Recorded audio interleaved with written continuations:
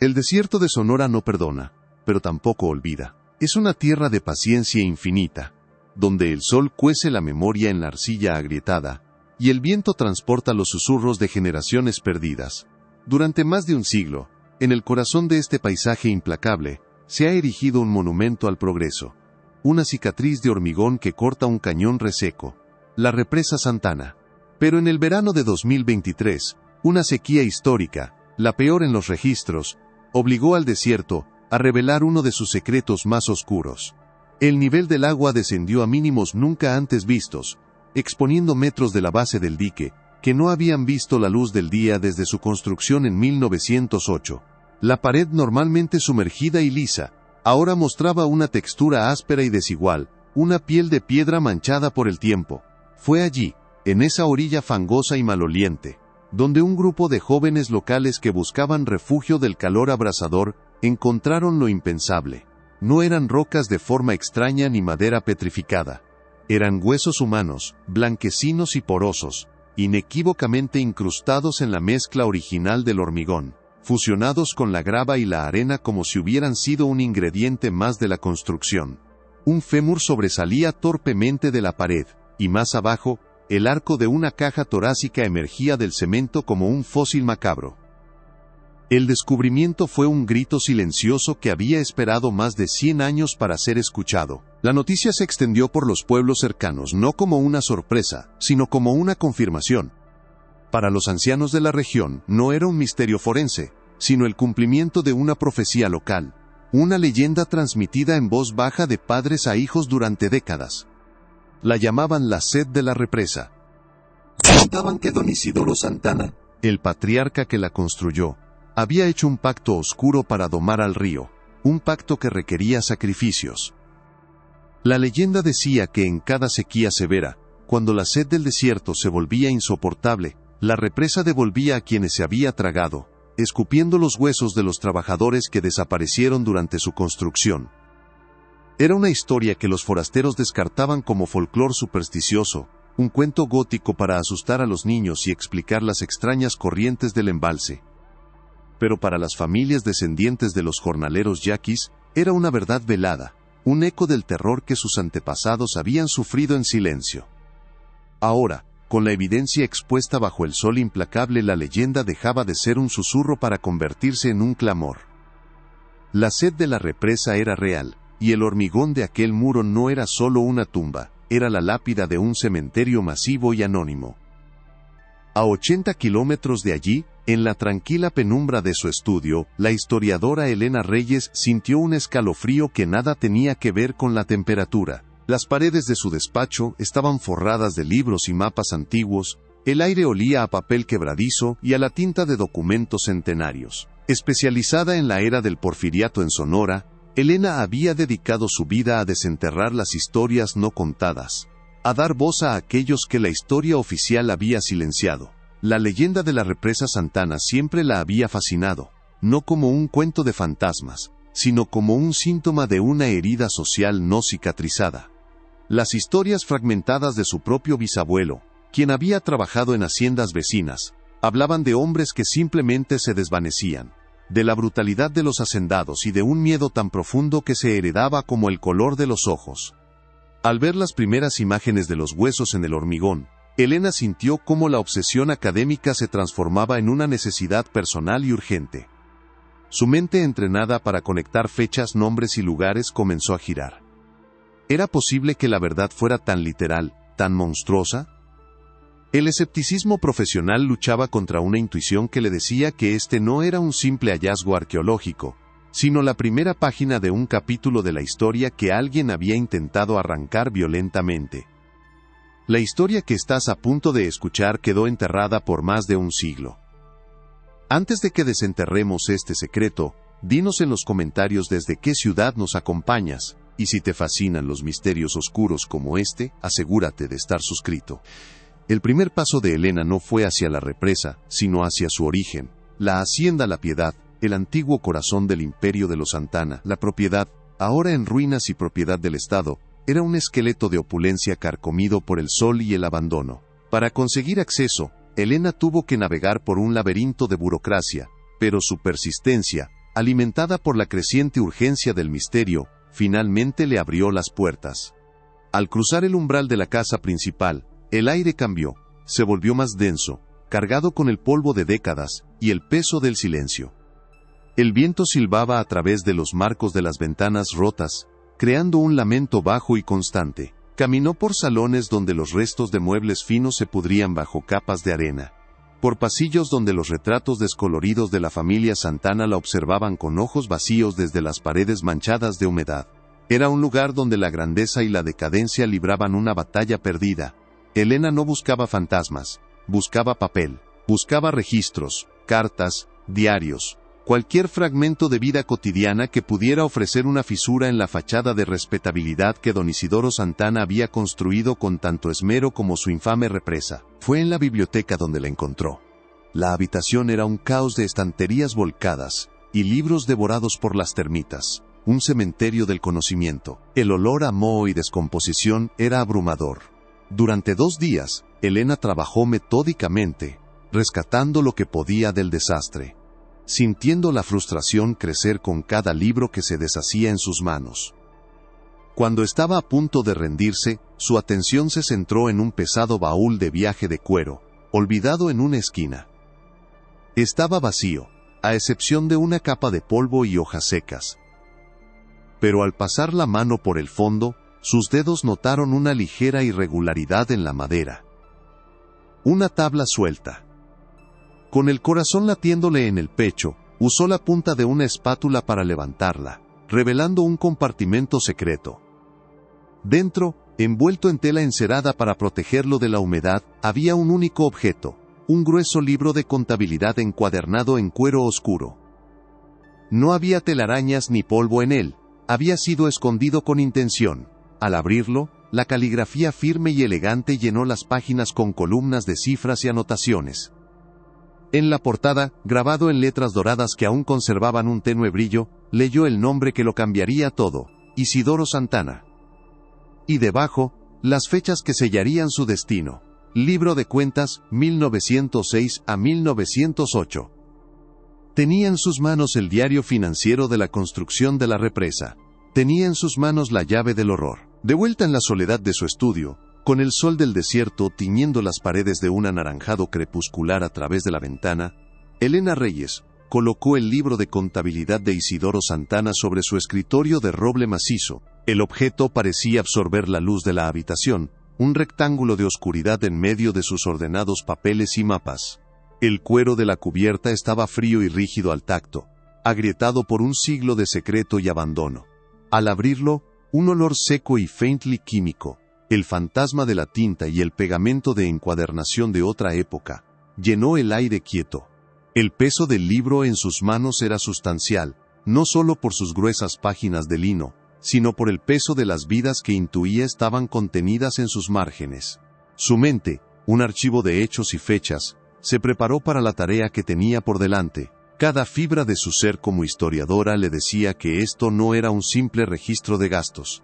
Era un testamento, un arma homicida disfrazada de contabilidad, y ella era la primera persona en más de 100 años en entender su verdadero propósito.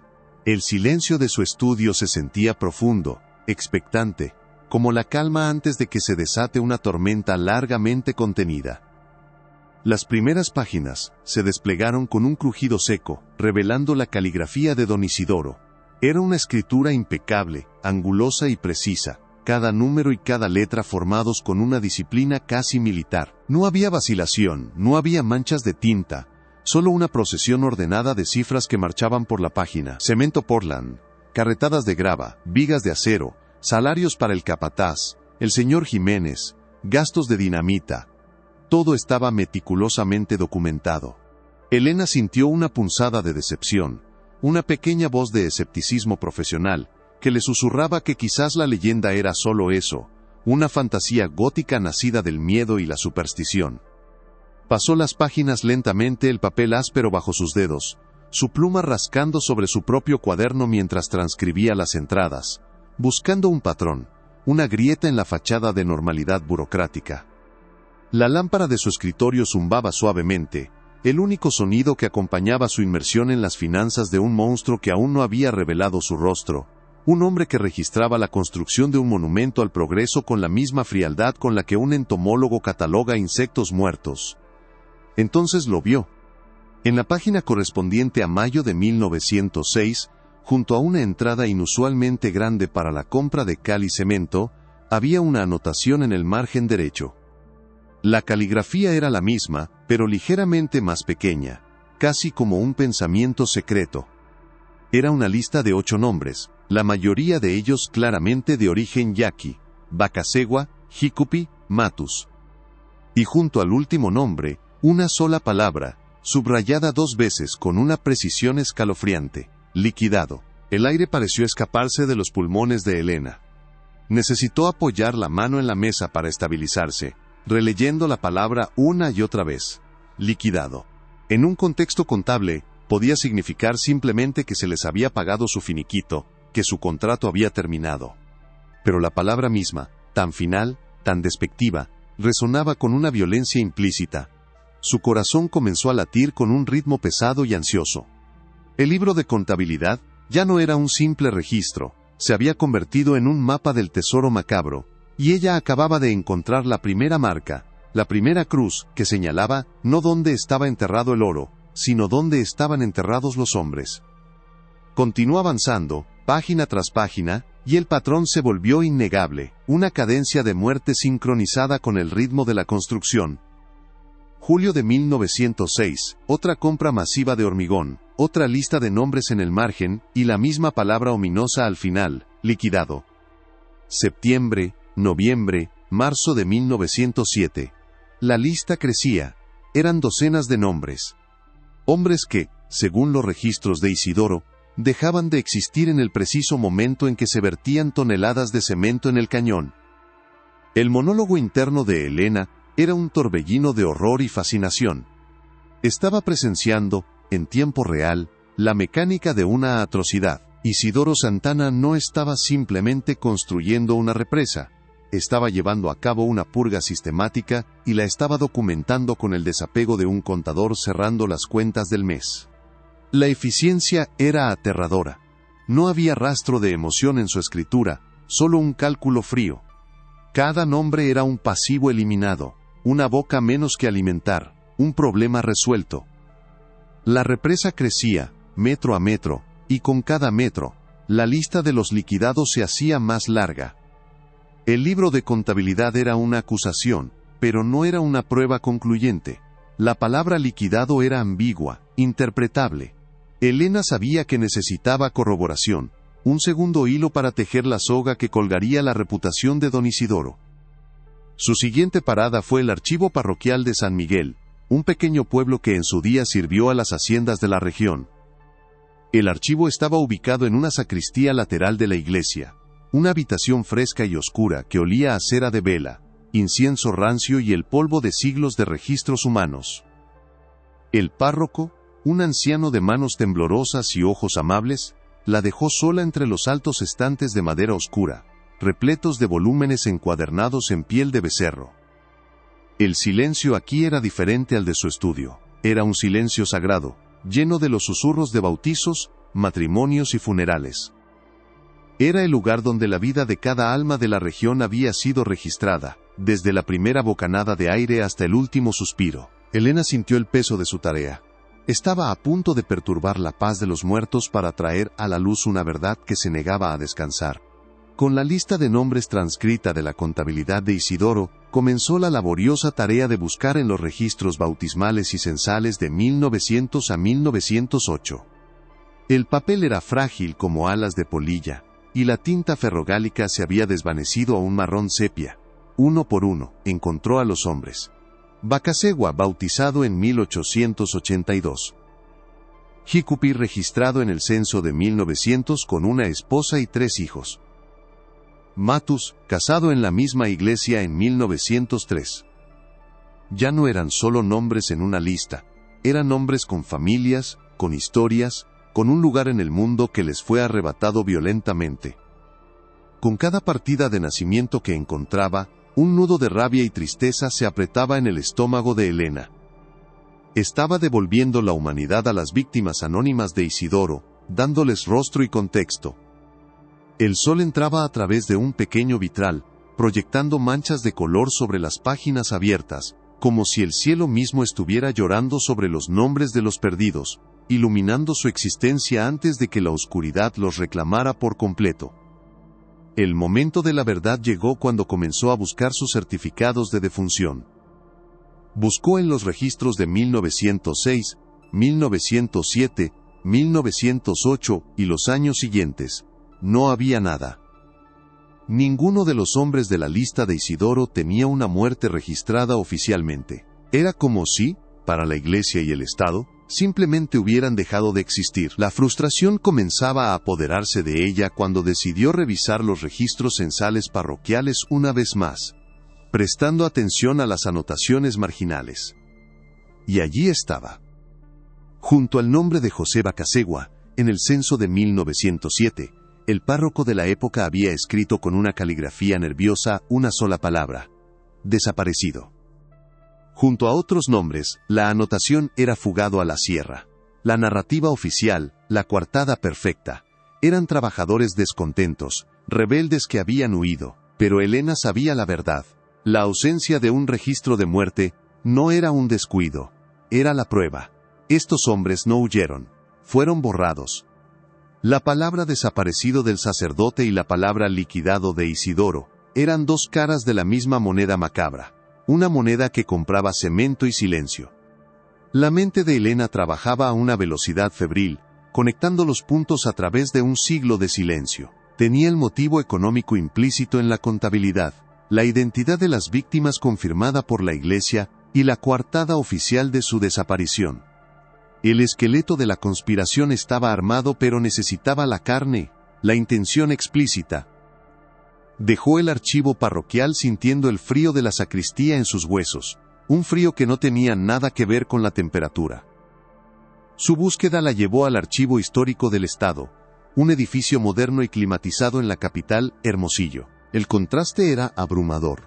Aquí, la historia no era un asunto de fe y polvo, sino de burocracia, de cajas de cartón, libres de ácido y guantes de algodón blanco.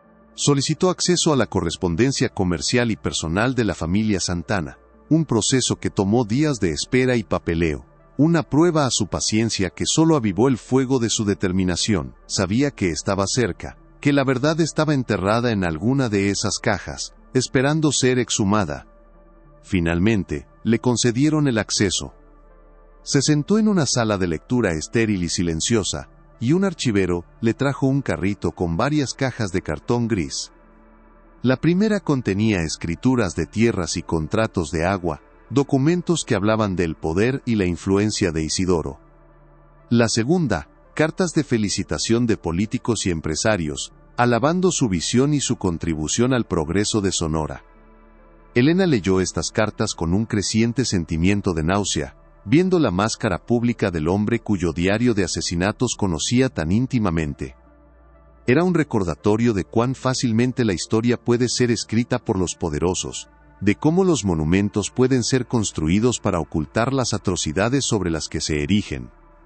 Cada elogio a don Isidoro era una bofetada a la memoria de los hombres que había liquidado. La verdad no estaba en la historia oficial, sino en los susurros, en las leyendas, y ahora, en los documentos que nadie había pensado en conectar. Fue en la tercera caja, bajo una pila de recibos de proveedores, donde encontró un legajo de papeles atado con una cinta de tela descolorida. La etiqueta decía: Correspondencia Capataz Jiménez, 1906 a 1908. Su pulso se aceleró. Desató la cinta con cuidado, el lazo deshaciéndose con un suspiro polvoriento. Dentro había docenas de cartas, escritas en papel con el membrete de la Hacienda La Piedad, todas con la misma caligrafía precisa y controlada de Isidoro Santana. Eran instrucciones directas a su hombre de confianza en la obra de la represa. Las primeras eran rutinarias, órdenes sobre la logística de la construcción, la disciplina de los trabajadores, los plazos que debían cumplirse, pero a medida que avanzaba en el fajo de cartas, el lenguaje se volvía más críptico, más velado, hasta que encontró la que estaba buscando, fechada en agosto de 1907, justo después de una pequeña huelga de trabajadores que los periódicos de la época apenas mencionaron. La carta era breve, pero su contenido era devastador. Elena sintió que el mundo se detenía mientras leía las palabras de Isidoro. No puedo tolerar más insubordinación, Jiménez. La lealtad se recompensa, la traición se castiga. Proceda a reducir la plantilla de forma permanente, comenzando por los agitadores que usted y yo conocemos. Sea discreto. Cada reducción es un problema menos, y como verá en las próximas cuentas, un ahorro considerable en sepulturas y finiquitos. La frase resonó en la mente de Elena. Un eco de maldad pura. Ahorros en sepulturas. No era una metáfora. Era una directiva, una orden de ejecución y una justificación económica. Todo en una sola y elegante frase. Tenía la confesión, la conexión entre la contabilidad, los desaparecidos y la mente de Isidoro Santana era ahora irrompible. El horror ya no era una inferencia, era un hecho documentado, firmado por la mano del propio asesino. Elena cerró los ojos, imaginando al capataz Jiménez leyendo esa misma carta bajo el sol abrasador de Sonora, comprendiendo perfectamente lo que su patrón le estaba pidiendo que hiciera. A pesar de tener la prueba en sus manos, un sentimiento de inquietud persistía en Elena. Sabía lo que Isidoro había hecho, y sabía por qué, al menos en parte. Eliminar opositores, silenciar disidentes, ahorrar dinero. Pero la escala, la brutalidad, el método, algo todavía se sentía incompleto. El uso del hormigón como tumba era una cosa, pero la leyenda hablaba de un pacto oscuro, de una sed insaciable. Era como si estuviera viendo la superficie de un océano oscuro, consciente de que monstruos mucho más grandes se movían en las profundidades. La investigación la había llevado a un punto en el que los hechos documentados comenzaban a rozar lo inimaginable.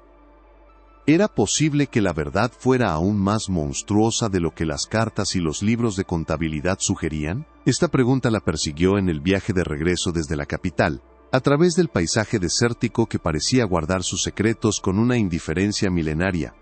La respuesta, se dio cuenta, no estaría en los archivos públicos ni en la correspondencia comercial. La verdad más profunda, la pieza final que explicaría la verdadera naturaleza del horror. Debía estar en un lugar más íntimo. Debía estar en la hacienda La Piedad. Regresó a las ruinas, pero esta vez, no como una historiadora buscando registros, sino como una forense buscando el corazón de la oscuridad. El sol de la tarde proyectaba largas sombras que se arrastraban por los patios agrietados como dedos fantasmales. El aire estaba pesado, cargado con el conocimiento que ahora poseía. Cada habitación en ruinas, cada mueble roto, parecía susurrarle los secretos de la familia que había vivido allí. Ya no sentía la curiosidad académica, sino un temor reverencial, la sensación de caminar sobre un terreno profanado no por fantasmas, sino por la memoria de un mal muy humano y muy real. Decidió centrarse en los aposentos privados de la familia, específicamente en el dormitorio de doña Elvira Santana, la esposa de Isidoro. La habitación era un desastre de vigas caídas y yeso desmoronado. Un tocador de caoba volcado yacía en una esquina, su espejo roto en 1000 pedazos, reflejando fragmentos del cielo azul del desierto. Mientras examinaba los restos del armario, notó que una de las tablas del suelo de madera estaba ligeramente levantada. No era un daño natural por el tiempo, parecía haber sido forzada y vuelta a colocar muchas veces. Usando la punta de una barreta que había traído, hizo palanca suavemente. La tabla cedió con un gemido de madera vieja, revelando un pequeño hueco oscuro debajo. Contuvo la respiración, introduciendo la mano en el espacio frío y polvoriento. Sus dedos rozaron algo envuelto en tela de seda, ahora descolorida y frágil. Lo sacó a la luz del sol que se filtraba. Era un pequeño diario, encuadernado en cuero rojo, con un delicado broche de latón. En la portada, grabadas en oro casi borrado, estaban las iniciales E.S. Elvira Santana. El corazón de Elena martillaba contra sus costillas. Este era el tipo de fuente con la que los historiadores solo sueñan. Un testigo silencioso. Un registro privado del infierno. Con manos temblorosas, abrió el broche. La caligrafía en el interior era completamente diferente a la de su marido. Era fluida, elegante, pero a medida que pasaban las páginas, se volvía cada vez más errática, temblorosa, las líneas inclinándose hacia abajo como si fueran arrastradas por el peso de la desesperación. Las primeras entradas hablaban de fiestas, de visitas a la capital, de la vida de una hacendada privilegiada, pero lentamente, el tono comenzó a cambiar, la luz se desvaneció de sus palabras, reemplazada por una sombra de miedo que crecía con cada página. Elena se sentó en el suelo polvoriento de la habitación en ruinas y comenzó a leer. Leyó sobre la creciente crueldad de Isidoro, su temperamento volátil, los largos viajes de negocios a la obra de la represa de los que regresaba con una frialdad de acero en los ojos. Leyó sobre la desaparición de sirvientes de la hacienda, sobre el miedo que se apoderó del personal, un terror silencioso que nadie se atrevía a nombrar. Doña Elvira describía su aislamiento, su impotencia, atrapada en una jaula de oro mientras su marido se convertía en un monstruo ante sus ojos. Su diario era un grito ahogado en páginas de seda, un testimonio del terror doméstico que se desarrollaba a la sombra del gran proyecto de ingeniería de su esposo. Elena sintió una profunda conexión con esta mujer, una solidaridad que cruzaba el abismo del tiempo. Ambas, a su manera, estaban tratando de dar sentido a la oscuridad de Isidoro Santana. Pasó las páginas hasta llegar al invierno de 1907. La escritura de Elvira era ahora casi ilegible. Las palabras apretadas, manchadas en algunos lugares por lo que parecían ser lágrimas. Y entonces, encontró la entrada que lo cambiaría todo. La pieza final que transformaría un crimen de asesinato en masa, en un acto de horror gótico inimaginable. Con la voz temblorosa, Elena leyó las palabras en voz baja para sí misma, susurrándolas al aire muerto de la hacienda. Isidoro no duerme. Pasa las noches en su estudio con sus libros de cuentas y sus mapas. A veces, cuando el viento sopla desde el cañón, trae consigo sonidos. No son los coyotes, son gritos. Gritos humanos. Me dice que es el ruido de la maquinaria, pero yo sé que miente. Le tengo un miedo que me consume. Tengo el pavoroso temor de que las paredes que contienen el agua, las paredes de las que está tan orgulloso, están hechas de hombres. Elena cerró el diario de golpe. La habitación pareció oscurecerse a su alrededor. Las paredes se cerraron sobre ella. La leyenda no era una metáfora. La historia de los ancianos no era una superstición. Era un testimonio literal. La sed de la represa no era el apetito de un espíritu del desierto, sino el apetito de la propia estructura, una sed de vidas humanas para sellar sus cimientos. La revelación la golpeó con la fuerza de un golpe físico, dejándola sin aliento. El libro de contabilidad de Isidoro, sus cartas, los registros parroquiales, todo encajaba ahora en un mosaico de una depravación que superaba su comprensión. El crimen no era solo el asesinato, el horror no era solo la tumba de hormigón.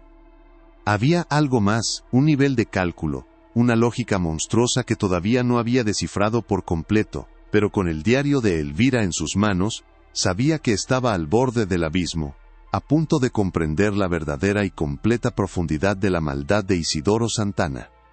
El diario de Elvira Santana se sentía como un objeto profano en las manos de Elena, una reliquia de un sufrimiento tan íntimo y tan profundo que parecía irradiar una frialdad palpable, incluso bajo el calor opresivo del desierto de Sonora. Las ruinas de la hacienda La Piedad ya no eran simplemente un sitio histórico, se habían transformado en el escenario de una tragedia personal, el mausoleo de una mujer que había sido testigo silencioso del descenso de su marido a la locura. Cada ráfaga de viento que se colaba por las ventanas rotas ya no era un simple fenómeno meteorológico, sino un eco de los gritos que Elvira había escuchado. Un lamento que había quedado atrapado entre las paredes de adobe durante más de un siglo. Elena se levantó del suelo polvoriento, sintiendo el peso de la revelación en cada músculo de su cuerpo. La sospecha de Elvira, esa frase aterradora de que las paredes de la represa estaban hechas de hombres, no era la conclusión de su investigación, sino el verdadero comienzo. Era una llave que abría una puerta a una oscuridad mucho más profunda de lo que jamás había imaginado. El viaje de regreso a su estudio fue un borrón de paisajes áridos que pasaban sin ser vistos. La mente de Elena no estaba en el camino, sino en 1907, atrapada en la penumbra de la hacienda junto a Elvira, escuchando los sonidos distantes de una maquinaria infernal, que devoraba no solo roca y arena, sino también vidas humanas. Al llegar a la seguridad de su despacho, el contraste fue casi violento. El orden de sus libros, la luz controlada de su lámpara, el silencio académico de la habitación, todo parecía una frágil defensa contra el caos primordial que acababa de desenterrar. Colocó el pequeño diario de cuero rojo junto al pesado libro de contabilidad de Isidoro. Los dos objetos, el testimonio del verdugo y el lamento de la testigo, yacían uno al lado del otro, dos mitades de una misma historia monstruosa. Por primera vez, Elena sintió un miedo que iba más allá de la fascinación intelectual. Estaba tratando con algo que no pertenecía al ámbito de la historia, sino al de la patología más oscura del alma humana. Con una nueva y terrible perspectiva, abrió de nuevo el libro de contabilidad de Isidoro.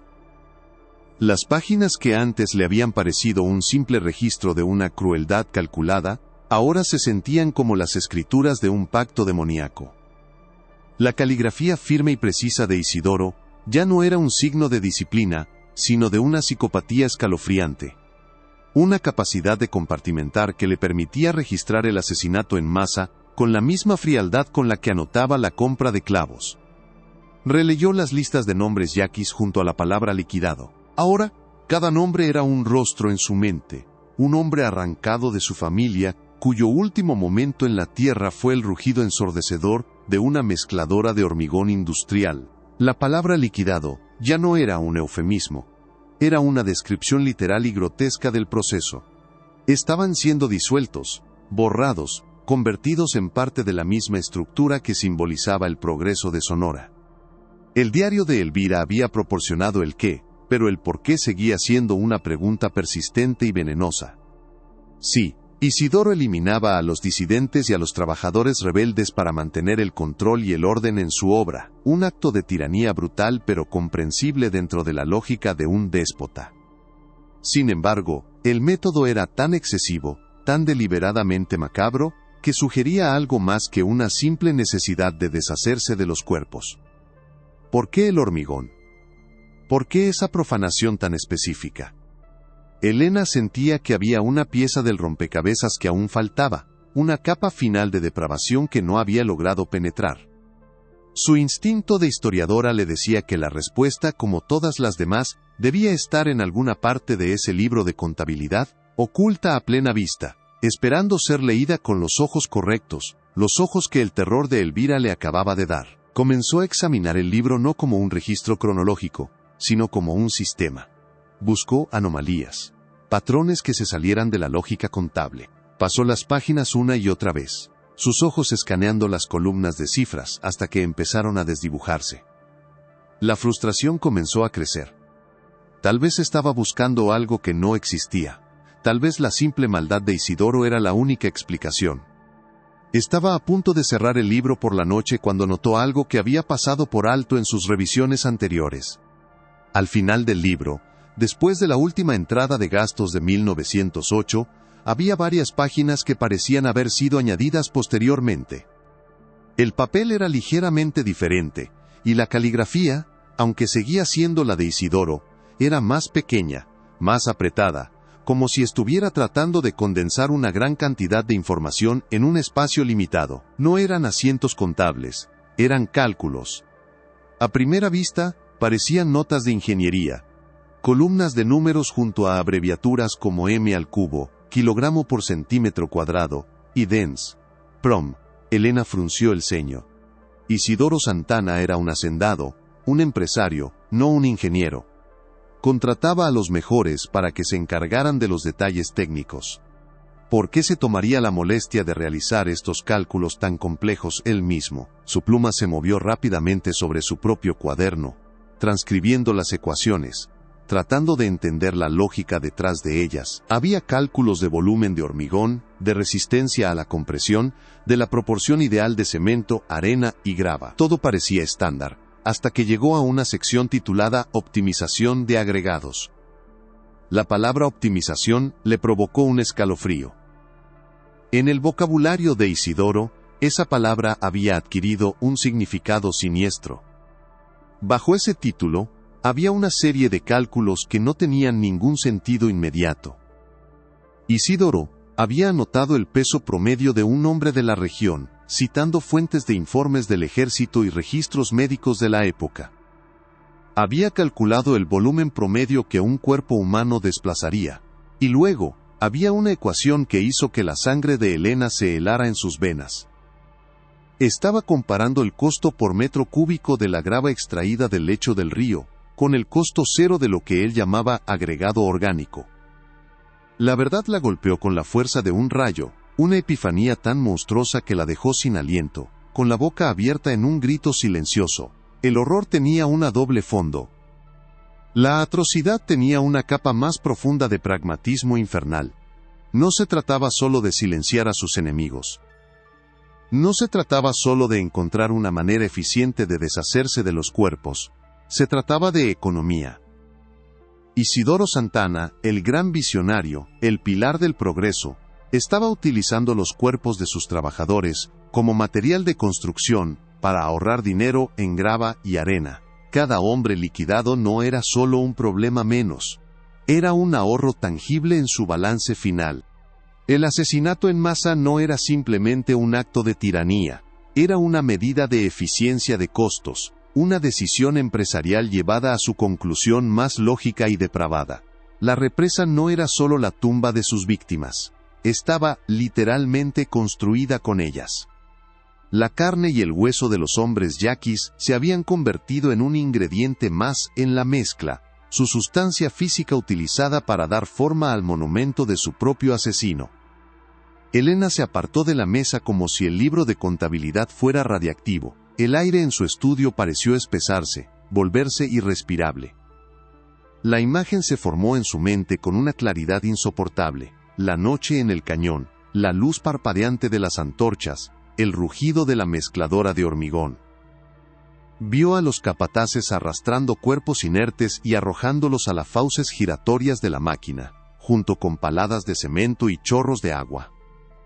Vio a Isidoro Santana de pie, observando la escena no con furia ni con sadismo, sino con la mirada satisfecha de un contador que ve cómo sus cifras cuadran a la perfección. La sed de la represa era real, pero no era una sed de almas ni de venganza. Era la sed de un monstruo por la eficiencia, una necesidad patológica de optimizar cada aspecto de su imperio, incluso si eso significaba convertir a los seres humanos en materia prima. El descubrimiento la rompió. La distancia profesional que todo historiador mantiene con su objeto de estudio se hizo añicos, dejándola expuesta a la magnitud total del mal que había descubierto. Lloró por los hombres sin nombre, por sus familias que nunca supieron su destino, por Elvira Santana atrapada en su jaula dorada, y por un país que había celebrado a un monstruo como un héroe. El legado de Isidoro Santana no era el agua que trajo al desierto, sino la demostración de que la barbarie más extrema puede esconderse detrás de la máscara del progreso, justificada por la fría y despiadada lógica de un libro de contabilidad. La historia de la represa Santana no era un cuento gótico de fantasmas y maldiciones, era una parábola aterradora sobre el capitalismo en su forma más depredadora, una historia donde las vidas humanas se convierten en un pasivo a eliminar, y los cuerpos en un activo a explotar. ¿Qué parte de esta sombría revelación te ha impactado más? Deja tu reacción en los comentarios. Cuando las lágrimas finalmente cesaron, fueron reemplazadas por una determinación fría como el acero. El duelo se había transformado en una obligación. Ya no era una investigadora académica fascinada por un misterio local. Era la guardiana de una verdad atroz. La única voz que los hombres del hormigón tenían. Tenía todas las piezas. El libro de contabilidad con su doble contabilidad de dinero y vidas, las cartas al capataz Jiménez, con sus órdenes veladas y sus celebraciones por los ahorros en sepulturas. Los registros parroquiales que confirmaban las identidades y las desapariciones. Y finalmente, el diario de Elvira, el corazón emocional de la tragedia, el testimonio que le dio la clave para descifrar la lógica monstruosa de su marido. Miró los documentos esparcidos sobre su escritorio. Juntos, formaban una acusación irrefutable, un caso construido a lo largo de un siglo de silencio. El rompecabezas estaba completo. El cuadro que formaban era de una maldad tan sistemática, tan industrializada, que desafiaba la comprensión. Isidoro Santana no había sido simplemente un asesino en serie, había sido el arquitecto de una fábrica de muerte, donde el producto final era una represa, y las materias primas eran los hombres que se atrevieron a desafiarlo. Había perfeccionado un método de aniquilación que no dejaba rastro, que convertía a la víctima en parte del arma del crimen, un crimen que se ocultaba a plena vista, admirado por todos como un triunfo de la ingeniería. Elena sabía lo que tenía que hacer. La historia no podía permanecer confinada entre las paredes de su estudio, tenía que ser contada. La verdad, por horrible que fuera, tenía que salir a la luz del sol implacable de Sonora, el mismo sol que ahora, después de más de 100 años, estaba ayudando a revelar el secreto al hacer retroceder las aguas. Se sentó de nuevo a su escritorio, pero esta vez no para analizar, sino para sintetizar, para construir la narrativa que expondría a Isidoro Santana por lo que realmente era, y daría, por fin, un nombre y una historia a los huesos que emergían del hormigón. El escenario para el enfrentamiento final con la verdad estaba listo, la investigación había terminado, la hora de la justicia, aunque tardía, estaba a punto de comenzar. La noche se cierne sobre el cañón de Santana, no como un manto de paz, sino como una mortaja. El aire, que durante el día es un horno de polvo y sol, se enfría y adquiere una cualidad depredadora, transportando los aullidos lejanos de los coyotes y el chirrido incesante de los insectos. Es en este escenario, reconstruido a partir de las frías anotaciones de Isidoro, de los susurros aterrorizados de Elvira y de la lógica infernal de sus cálculos, donde la verdad final se presenta. Debemos imaginar una noche de 1908. La obra de la represa no descansa. Grandes hogueras y antorchas parpadeantes arrojan sombras danzantes y monstruosas contra las paredes de roca, iluminando una escena de actividad febril que se asemeja más a un rito industrial que a un proyecto de construcción. El estruendo de la maquinaria pesada, especialmente el rugido rítmico y hambriento de la mezcladora de hormigón a vapor, ahoga cualquier otro sonido, creando una burbuja de caos controlado en medio del silencio del desierto. Y allí, en una pequeña elevación desde donde puede observar cada detalle, se encuentra don Isidoro Santana. No grita órdenes, no muestra emoción, simplemente observa, con sus manos entrelazadas a la espalda, su rostro impasible bañado por la luz anaranjada del fuego, como un general supervisando una batalla que ya ha ganado, o un sacerdote presidiendo un sacrificio que él mismo ha ordenado con una lógica impecable y desprovista de cualquier atisbo de humanidad. La reconstrucción de los hechos, posible gracias a la convergencia de todas las pruebas que Elena Reyes desenterró, es un mecanismo de una precisión aterradora, bajo la supervisión del capataz Jiménez, un hombre cuya lealtad había sido comprada con plata y silencio. Los trabajadores disidentes, los agitadores yaquis, aquellos cuyos nombres ya habían sido anotados en el libro de contabilidad, son sacados de sus barracas. No hay lucha, no hay gritos que puedan escapar al estruendo de la maquinaria. Son tratados con la eficiencia de quien maneja ganado. Uno a uno, sus cuerpos, ya sea sin vida o apenas conscientes, son arrastrados hacia la plataforma de carga de la mezcladora industrial. No son tratados como hombres, ni siquiera como cadáveres que merecen un entierro. Son un ingrediente más. Los vemos, en esta pesadilla reconstruida, siendo arrojados a la tolva metálica con un golpe sordo y pesado. El sonido de los huesos quebrándose contra el acero es indistinguible de la grava que se vierte sobre ellos. Luego, el cemento, un polvo gris y fino que lo cubre todo, seguido por el agua que transforma la mezcla en un lodo espeso y voraz. La máquina gira, con una indiferencia mecánica, fusionando la carne, la sangre y los huesos con la arena y la piedra, creando el mismo hormigón que, metro a metro, levanta el muro de la represa hacia el cielo estrellado.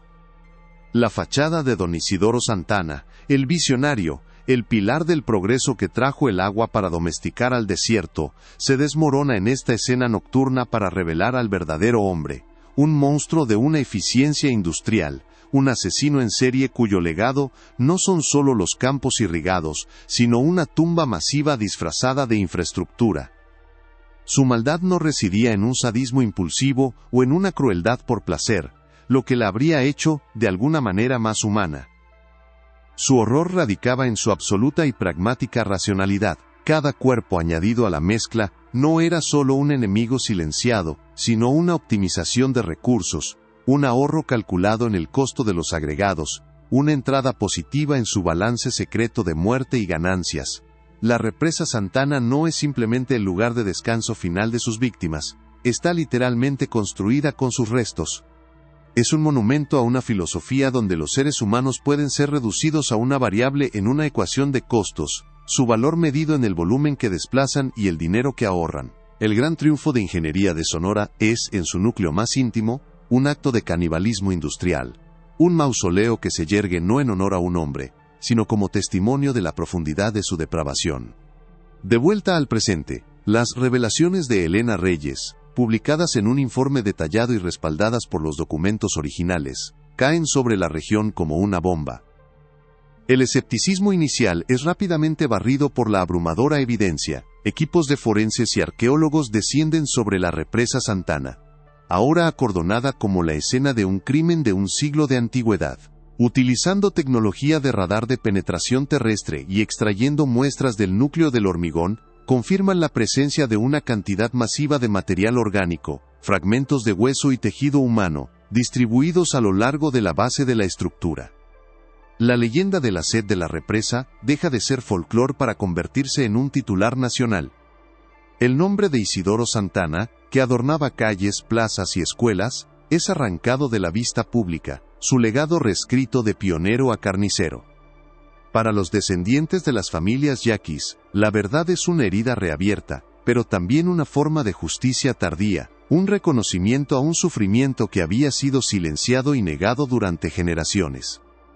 El silencio del desierto finalmente se ha roto, y su grito es ensordecedor. La represa Santana, sin embargo, permanece. Es demasiado grande para ser demolida, demasiado vital para la ecología y la economía de la región como para ser desmantelada. Se convierte así en algo único y terrible, un monumento a la atrocidad que sigue en funcionamiento. Ya nadie puede mirar su imponente pared de hormigón sin ver las caras de los hombres atrapados en su interior, sin sentir el peso de las vidas que fueron sacrificadas en su construcción.